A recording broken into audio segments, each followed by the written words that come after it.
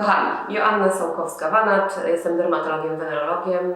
Chciałam Wam dzisiaj powiedzieć parę słów o wirusie HPV, Human Papillomavirus, czyli wirus brodawczaka ludzkiego, niezwykle popularny w ostatnich czasach, który, no myślę, że jeżeli chodzi o choroby weneryczne, bo jest jedną z chorób wenerycznych, wiedzie w tej chwili prym. Jeżeli chodzi o drogi zarażenia tym wirusem, wnikania do organizmu, mamy trzy. Jedna to jest droga oralna, druga to jest droga waginalna i droga analna. Mamy te trzy rejony, więc jeżeli przychodzicie ze zmianą na skórze, to może być to zmiana wirusowa, ale nie jest to zmiana o charakterze HPV, chyba że cierpicie na bardzo rzadką chorobę, o której nie będę Wam dzisiaj opowiadać. Natomiast jeżeli chodzi o wirusa samego HPV, to znamy około 200 typów tego wirusa. Część z tych wirusów jest onkogenna, czyli taka, która wywołuje raka szyjki macicy. Część z nich jest nieonkogenna, czyli taka, która nowotworu nie spowoduje. Jeżeli chodzi o najczęstsze typy wirusa HPV, to na pewno każdy z Was się spotkał z tak zwanymi kurzejkami. Są to brodawki wirusowe, też wywoływane przez typy podstawowe, czyli 2, 4 najczęściej. No, ale najczęściej lokalizują się dłonie, stopy. Brodawki młodocianych, nie wiem czy słyszeliście, to jest 3, typ 3, który pojawia się na twarzy, na dekolcie. Niemniej jednak bardzo często pojawia się także u osób dorosłych, nie tylko u osób bardzo młodych. Natomiast chyba najciekawsze, przynajmniej dla mnie jako dla wenerologa, jest typ 6 i 11. To są takie dwa typy, które odpowiedzialne są właśnie za kłykciny kończyste. Kłykciny kończyste, brodawki, czyli brodawki wirusowe, czyli takie zmiany, które wyrastają w okolicach intymnych i pamiętajcie o jamie ustnej, gardle. To jest również jedna z lokalizacji, więc jeżeli przychodzicie do mnie i zbieram od Was wywiad, jakie macie kontakty i tak dalej, nie wstydźcie mi się powiedzieć, że tak, Pani doktor, miałem kontakt oralny, bo ja dzięki temu wiem, że mogę i mam szansę sprawdzić to, czy tam nie macie zmian. A sprawdzić w postaci takiej, że po prostu wysłać Was do laryngologa, który oceni, czy dalej krtań, gardło jest czyste od zmian, czy nie. W jamie ustnej też się mogą pojawiać i ostatnio nawet taki post na Instagramie wrzuciłam zagadkę medyczną, co to jest przy języczku głęboko na górnej ścianie gardła. Także kłykciny w takich miejscach też się mogą pojawiać. Jak się pojawiają? Okres wylęgania kłykcin kończystych jest od 8 tygodni do 8 miesięcy, średnio 3-4 miesiące. Niemniej jednak niech Was te dane nie zmylą, ponieważ bywa tak, że w przypadku stanów zapalnych okolic intymnych te zmiany mogą rosnąć dużo szybciej. Więc możemy pominąć te 8 tygodni, mogą się pojawić nawet już po miesiącu. Natomiast zdarzają się też osoby, u których te zmiany pojawiają się po wielu latach dopiero. Albo, jak mówię, to co wynika z wywiadu, albo na przykład, i to u mężczyzn częściej, zmiany już były małe, delikatne bądź pojedyncza, ale schowana w pachwinie, delikatnie schowana w wardze sromowej, czy pod napletkiem mała zmiana, która była mylona z włókniakiem, z grudkami perlistymi prącia. Także najczęściej jest to, pamiętajcie, okolica 3-4 miesięcy, ale to nie znaczy, że pewne odchylenia od tego też mogą się zdarzyć. Jeżeli chodzi o ten typ 6 i 11, na co powinniście zwrócić uwagę? Przede wszystkim błagam Was, nie trafcie tego, nie próbujcie sami tego usuwać, bo jesteście w stanie sobie to nieźle roznieść na całą okolicę intymną i potem dopiero jest zabawa z usuwaniem zmian. Zmiany wyglądają tak, że większość z nich, szczególnie ta rosnąca na skórze, jest w postaci takich grudek, wypustek, takich hiperkeratotycznych, czyli takich o nierównej powierzchni, które wyrastają bezboleśnie. Natomiast czasami, jak rosną i rosną szybko, mogą dawać delikatnie świąt. I to jest niestety ten moment, w którym część z Was zaczyna się drapać. Nie drapcie tego, tylko przyjdźcie do wenerologa czy do ginekologa, żeby to ocenić i ewentualnie rozpocząć leczenie. Jeżeli chodzi o leczenie, to macie tutaj właściwie dwie drogi.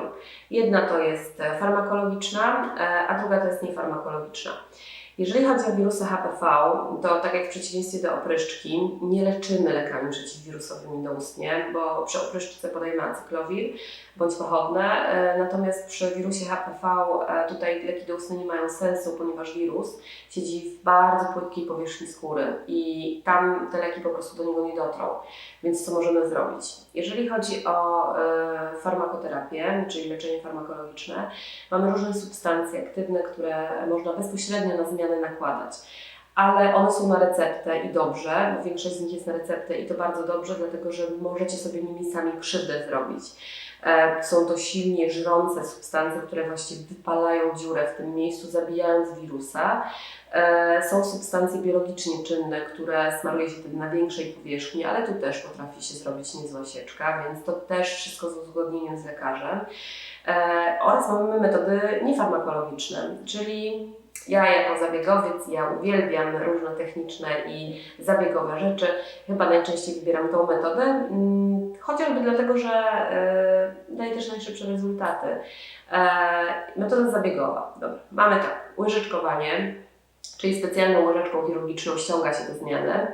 Mamy krioterapię, czyli ciepłym azotem zamrażamy te miejsca. A zaraz Wam powiem, dlaczego najbardziej lubię krioterapię. Mamy metody takie typowo chirurgiczne, czyli jeżeli mamy zmiany duże, takie narośnięte, to wtedy usuwa się chirurgicznie z założeniem szwów. Niemniej jednak staram się po tą metodę sięgać najrzadziej, bo mi też jako dermatologowi zależy na tym, żeby ta skóra doszła do siebie jak najszybciej, żeby ona się najładniej zregenerowała, żeby nie została blizna, żeby nie, szczególnie u młodych dziewczyn, czyli u Was młode dziewczyny, żeby później w przyszłości, jeśli będziecie chciały mieć dzieci, to każda blizna w okolicy intymnej może być pewnym problemem później przy porodzie, może Was to ciągnąć, więc jakby dochodząc do sedna, usuwamy tak, żeby ślad nie został. Pytacie bardzo często, przychodząc o metody laserowe. Nie laseruję zmian. To są naprawdę bardzo wyjątkowe sytuacje, ponieważ sam laser powoduje odparowanie tkanki. A jak odparowujemy tkankę, to ten wirus się unosi. Nie ma takich wyciągów. Ja mam wyciąg specjalny, ale on i tak nie jest w stanie na tyle wyciągnąć tej dymu razem z cząsteczkami wirusa, żeby nie sprowokować i nie narazić Was i siebie na zakażenie się właśnie drogą oddechową, czyli nie chciałabym w przyszłości mieć płytkin kończystych krtani po zainhalowaniu się podczas zabiegu laserowego. Poza tym po laserze zostają ślady. I to już jakby wracając do wcześniejszego zdania, ja nie chcę, żebyście wy mieli blizny w tym miejscu, a metoda laserowa wcale nie jest dużo skuteczniejsza niż metody takie pozostałe, o których Wam mówiłam. Jeżeli chodzi, jest jeszcze taka jedna metoda, ale myślę, że o niej Wam już nie będę mówiła, bo ona jest najrzadziej stosowana i jest taka najmniej ciekawa. Jeżeli chodzi o krioterapię, o której Wam już wspomniałam, krioterapia jest może rzeczywiście jednym z boleśniejszych zabiegów, aczkolwiek zawsze znieczulamy pacjentów przed zabiegiem, może nie zawsze, bo niektórzy wolą bez. To daje największy obszar działania, czyli zamrażając konkretnie zmianę, zamrażamy też trochę wszystko wokół, a wirus często siedzi w formie latentnej, czyli takiej uśpionej w skórze i my nie wiemy, dopóki on nie wyrośnie, czy jest, czy go nie ma. Więc zamrażając tą zmianę i troszkę skórę wokół, dajemy Wam większą szansę na to, że szybciej się tego wirusa pozbędziecie, bo niestety badania i doświadczenie moje pokazuje, że ten wirus nawraca. Nie w tych samych miejscach, on wysiewa gdzie indziej, czyli do zakażenia dochodzi na dosyć dużej płaszczyźnie. Tylko dopóki wirus nie wyrośnie, my go nie widzimy i nie jesteśmy w stanie sprawdzić, nawet żadnymi testami, wymazami, czy ten wirus w tym miejscu jest, czy nie. I jedna ważna rzecz. Jeżeli nie ma zmian na skórze, na śluzówkach, a jesteście zarażeni, nie zarazicie partnera. Dopiero zarazicie wtedy, kiedy macie ewidentne zmiany, wyrośnięte zmiany grudkowe. To jest dosyć ważna rzecz. Kolejna rzecz, to cały czas jakby kręciłam się w okolicy genitalnej. Natomiast jeżeli chodzi o okolicę analną, tu jest większy problem, ponieważ u osób homoseksualnych często oprócz zmian na zewnątrz, w okolicy zewnętrznej zwieracza odbytu, zmiany pojawiają się też w środku, w odbytnicy. I wtedy kieruję do chirurga na rektoskopię, żeby ocenił, czy tam w środku są zmiany, bo jeżeli zaczniemy usuwać zmiany z zewnątrz, a zmiany są w środku, no to naturalna droga też jest na zewnątrz, w związku z czym te zmiany będą wysiewać. Wy będziecie sfrustrowani, ja będę sfrustrowana. Więc jeżeli są zmiany w okolicy odbytu i ja takim badaniem podstawowym stwierdzam, że ja tam głębiej nic nie widzę, to właściwie zawsze Was wysyłam na rektoskopię, żeby ocenić, czy na pewno te zmiany są, czy ich tam po prostu nie ma. Jeżeli chodzi o krtań, to tutaj laryngolog jest w stanie ocenić, czy cokolwiek jest. Ale co ciekawe, Wy sami też jesteście w stanie to ocenić, oglądając sobie śluzówkę jamy ustnej, czyli otwieracie buzię przed lustrem, świecicie sobie, oglądacie, czy tam coś nowego nie wyrosło. Jeżeli chodzi o laryngologiczną kwestię, myślę, że zorientujecie się, że coś jest nie tak, ponieważ te zmiany często rosną, jak rosną w ogóle, na strunach głosowych, więc zmienia się tembr głosu. Także tutaj też dosyć charakterystyczne jest to, że możecie dosyć szybko uchwycić ten moment pojawienia się zmian.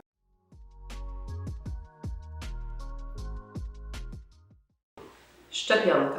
Temat rzeka. Coraz więcej z Was jest świadomych, to jest bardzo fajna rzecz, że jesteście świadomi tego, że istnieje coś takiego jak szczepionka, jesteście coraz bardziej świadomi tego, że są choroby weneryczne i że wcale nie ciąży się boimy podczas kontaktów płciowych, tylko właśnie chorób wenerycznych powinniśmy się obawiać. Szczepionka, mamy na rynku 3 szczepionki. Jedna zawiera 2 typy wirusa, druga zawiera 4 typy wirusa, a najnowsza zawiera 9 typów wirusa. Pytacie mnie często, którą się szczepić. No, ja uważam, że szczepić się warto już tą 9-walentną, czyli z 9 typami wirusa. I co ciekawe, szczepienie dotyczy osób, moim zdaniem, i nie tylko moim, bo tam mądrzejszych ode mnie także, że należy szczepić nie tylko prewencyjnie, czyli zapobiegając zarażeniu się wirusem HPV, ale także szczepić osoby dorosłe, które już te kontakty płciowe miały. Ja szczepię osoby również, które już zmiany mają. Czyli bardzo często zdarza mi się, że przychodzicie już ze zmianami o charakterze płci kończystych. Ja Wam mówię, idziemy się szczepić, bo dlaczego? Badania Anglików i też prowadzone u nas w Polsce, jeszcze tam nie opublikowane, wykazały, że u ponad 80% osób, które były zarażone wirusem HPV, czy są zarażone wirusem HPV, po zaszczepieniu się i szczególnie po drugiej dawce, dochodzi do remisji zmian, do ustąpienia zmian, czyli do tego, że te zmiany znikają. To nie znaczy, że nie należy ich regularnie usuwać, bo nie wiemy, czy będziemy w tych 80 paru procentach, czy w 10% osób, ale tą szczepionką warto się zaszczepić. No dobrze, a co w sytuacji, w której mamy mężczyznę? No ja Wam powiem tak, szczepimy chłopców, ja uważam, szczepimy chłopców, szczepimy dziewczynki. Ja mam 3 dzieci, moja siostra ma 3 dzieci, nasze wszystkie dzieci, dziewczynki i chłopcy będą zaszczepieni w odpowiednim wieku, żeby uchronić swoich przyszłych partnerów, ale także siebie przed rozwojem nie tylko płci kończystych, tych nieonkogennych, ale przede wszystkim przed chorobami nowotworowymi. Australia to jest pierwszy kraj na świecie, który właściwie eliminował problem raka szyjki macicy. Oni tam wszystkich szczepią. I może warto byłoby pomyśleć też w Polsce na ten temat, żeby zaszczepić nie tylko dziewczynki w wieku 12 lat, ale zaszczepić i dziewczynki, i chłopców w wieku 12, tam 13, 14 lat, ale także osoby dorosłe, które gdzieś tam mają większe szanse, bądź w ogóle mają kontakty płciowe ryzykowne, czyli większa ilość partnerów, często nieznanych. To nie zmienia faktu, że pamiętajcie o tym, że może być jeden kontakt płciowy i możecie złapać wszystko i takie sytuacje też się zdarzały. Miałam kiedyś taką pacjentkę, która była po przeszczepie, w której partner zaraził ją wszystkim, włącznie z wirusem HIV. Także bądźcie czujni, szczepcie się. Szczepionka coraz więcej jest doniesień, że przynosi efekty także lecznicze i zabezpieczające na przyszłość, nawet u osób, które już tego wirusa, nawet onkogennego mają.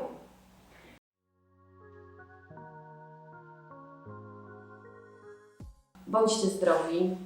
Pamiętajcie, że my jesteśmy dla Was, wenerolodzy, ginekolodzy, wszyscy lekarze, ale w kwestiach chorób wenerycznych, szczególnie dermatolog, wenerolog i ginekolog, to jest dosyć ważna współpraca i bardzo często współpracujemy na tej linii. Pamiętajcie, że my jesteśmy dla Was.